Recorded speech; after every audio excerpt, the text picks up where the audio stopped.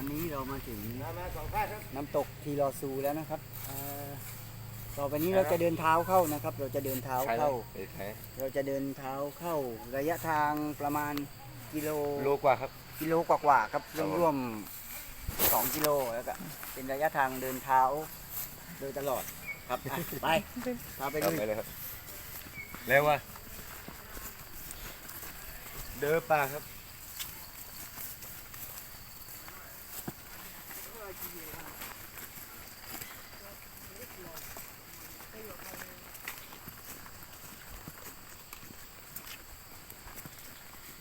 ร่วงไปแล้วไปเลยครับ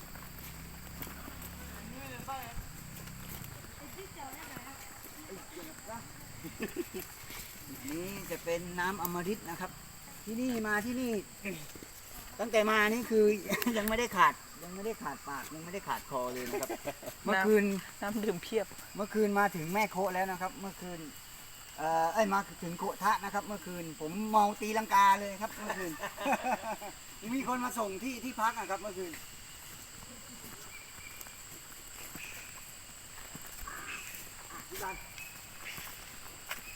นี่ก็เลยครับผม32ก็ดูไม่แก่นะที่บ้านดูไม่แก่ดูชิวๆดูนะมีครอบครัวมีลูก5แล้วครับลูก5 คนยังเดี๋ยวไปเยี่ยมเดี๋ยวไปนั่งบ้านที่บ้านเดี๋ยวไปเย็นนี้ไปด้วยกันได้ไปติดต่อมีโอกาสมาเลยเยี่ยมเดี๋ยวเรามาถึงแล้วนี่เดี๋ยวพาไปจะดูปากเก้งกันหน่อยแต่ว่าดูนี่เดี๋ยวผมจะคุยได้ดีเลยแกงเลยมีอะไรก็งัดออกมาให้หมดเลยในนี่คงพาวิยอไปแล้วอ๋อครับต้องมาคุยแล้วดีไปเปิดเพลงตุ้มไปรถนี้ก็เปิดเพลงอยู่เมื่อเช้านี้อ๋อครับ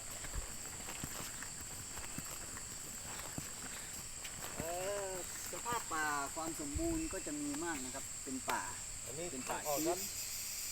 อันนี้มีต้นอะไรครับที่บ้านนะครับอันนี้ครับต้นมาครับเป็นลูกใหญ่มากนะครับประมาณ6-7 คนโอบได้นะครับใหญ่โอ้นี่ใหญ่มากสร้างบ้านได้หลายหลังเลยเนี่ย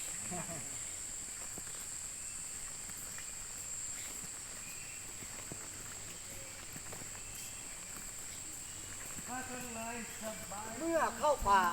จงคิดว่าเราเป็นทั้งนักท่องเที่ยวและผู้พิทักษ์ป่า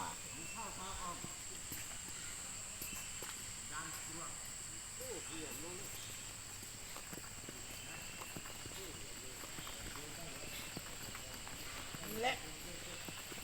ไม่ควรนำพันธุ์พืชอื่นใดมาปลูกในป่าเพียงแค่รักษาสิ่งที่มีอยู่ก็ถือว่าเป็นการอนุรักษ์ป่าแล้ว Do not grow and suppress as the forest in this was extravagant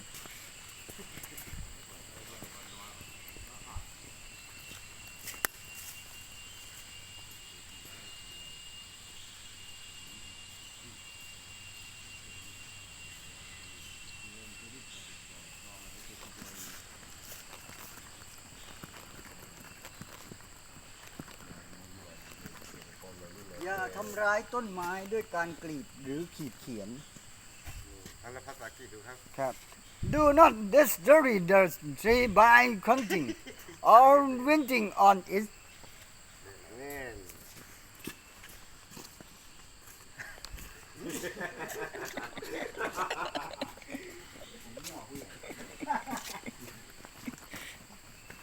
ท่านทิ้งขยะนะครับท่านทิ้งขยะอันนี้ส่วนมากที่ผมเดินทางเนี่ยคือผมจะให้ความสำคัญเรื่องขยะใช่ครับผมไปส่วนมากที่ไปทั่วไปเลยนะที่เขาเข้าป่าไหนก็แล้วแต่ผมจะเก็บแล้วก็ขอบคุณครับอันนี้ก็มีครับแล้วก็จะเน้นย้ำตลอดลูกคณะทุกคนที่ไปร่วมกับผมเรื่องขยะคือเป็นสิ่งจำเป็นมากสำหรับผมใช่ครับอีก1 กิโลจุดแม่อีก 1.5 กิโลเมตรนะครับ มีป้ายบอกนะครับอีก 1.5 กิโลเมตรถึงไอ้ขีด4 ขีดเนี่ยครับเพื่อนครับเพื่อน นี่น่ะ เพื่อน ไม่ อ๋อโอเคโอเค คนนี้ก็ไม่เอาปั่นหัวนี่ บ้างบ้าง มาใบดาวไปยืนมันเดินไม่ได้ครับ โอเค เข้าไปเติมมีตัวมีคนตาย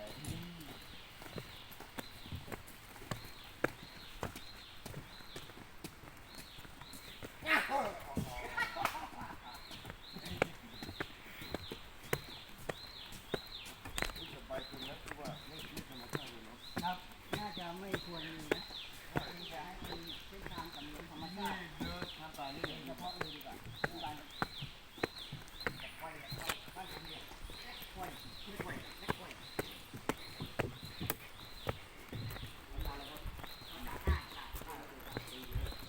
ประตูเดี๋ยวมีโอกาสลอ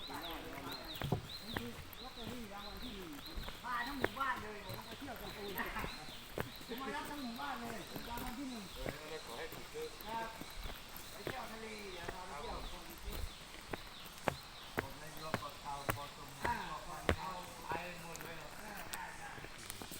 ดูอะไรครับพี่วัน 160เด็กคนก็ขอไปสอบ อะไรนะครับอ๋อเห็ดโคนอ๋อทางเข้าไปเก็บเห็ดโคนนะครับ ครับผมนี่ขึ้นมาเต็นเลยตอนแรกเป็นเขาเต็นเลย อืมอันนี้เขาเก็บไปแล้วเนาะพี่บันเนาะ เอาเก็บไว้นะครับ อืม เดี๋ยวนี้จะแกะกันแล้วพวกให้กิน โอเคโอเค ที่บ้านผม ยืนคุยไปเลย นี่ ค ค รั รั บบ รอยกวางครับ รอยกวางเลยครับ ครับผม อัน นี้ครับต่อครับ อันนี้จะเป็นตัวต่อครับเป็นรังต่อ ครับเดี๋ยว เป็ เย็ น น รั นี้ ง จะไป ต่อ ขูด เดี๋ยวตอนเย็นเดี๋ยวเราจะพาไป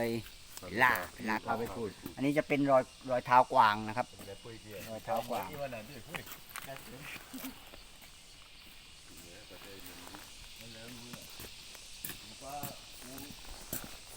ปูอะไรครับที่กลับเมื่อเช้านี่ ครับ ปูอะไรครับปูทาวีแบบที่กลับเมื่อเช้า ครับใช่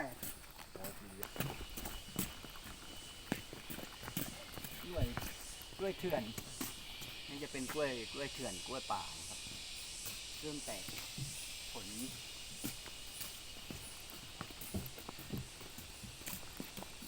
ครับรอยกวางครับ มาดูรอยกวางนะครับมาดูรอยกวาง นี่เป็นปูครับอันนี้รอยกวางของ อ๋ออันนี้จะที่บ้านแป๊บนึงอันนี้จะเป็นวังอะไรเอ่ย กวางครับ นี่จะเป็น รอยครับ รอยเท้ากวาง อัน นะครับ นี้มาถ่ายตรงนี้ครับ มาตรงนี้ครับ ปมเทียนครับ อันนี้จะเป็นโป่งนะครับอ๋อโป่งเทียมครับอ๋อหมายถึงทำขึ้นเนาะ ครับผม อืม เอามาเทเกลือไว้ อืม โอ้ยอย่างนี้เป็นแบบโต้ ตรงนี้จะเป็นโป่งเทียมนะครับโป่งเทียมหมายถึงเป็นโป่งที่เจ้าหน้าที่ทำขึ้นมาเอาเกลือมาใส่ให้เกิดความเค็มแล้วก็ให้สัตว์ได้เข้ามาตามวิถีชีวิตการใช้ชีวิตของสัตว์ป่าครับอย่างเช่นกวางเป็นต้น ลักษณะก็จะเป็นมีรอยเท้ามี รอยเท้าเขามาดูเฉยๆครับ ครับ เขาไม่กล้ามาล่าหรอกครับ ใช่ มี ใช่ กล้องวิงจองครับ ครับอันนี้จะเป็นเขตอนุรักษ์นะครับ เขตอนุรักษ์พันธุ์สัตว์ป่า เราจะห้ามล่า แต่ว่าอนุรักษ์ไว้ให้คงอยู่ ให้คงอยู่คู่น้ำตกคือรอซูแห่งนี้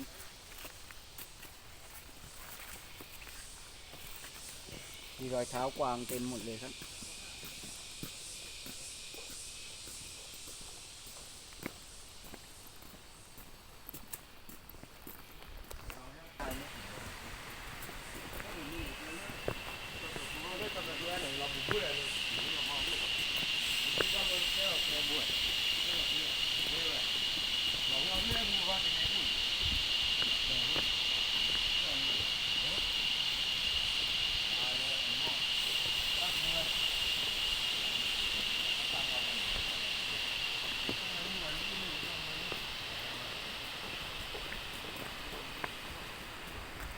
การเส้นนี้เนี่ย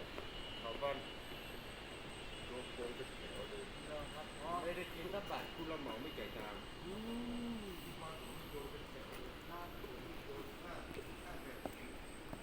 นี่ก็เปลี่ยนมาเป็นแผงแผง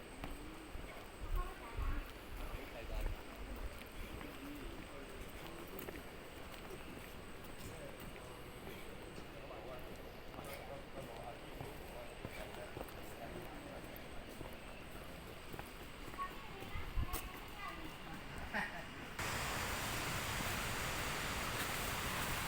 เดี๋ยวพามาทางเดินเท้าเข้าป่าหน่อยครับ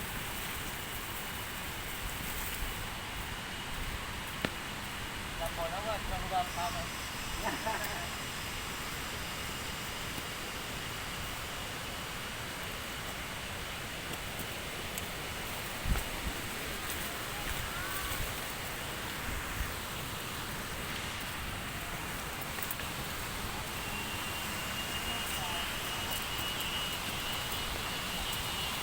เป็นเส้นทางศึกษาธรรมชาติ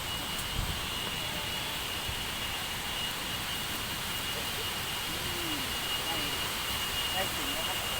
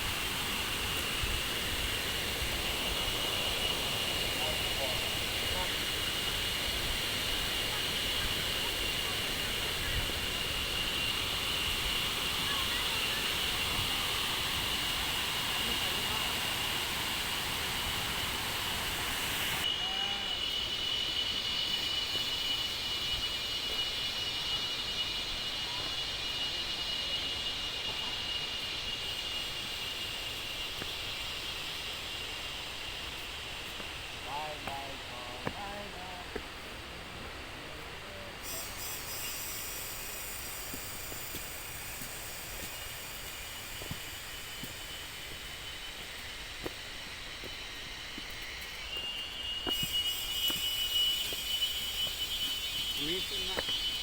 ถ้ามาด้วยตัวเองนี่จะเสียค่ารถซื้อบัตรด้วย โอ้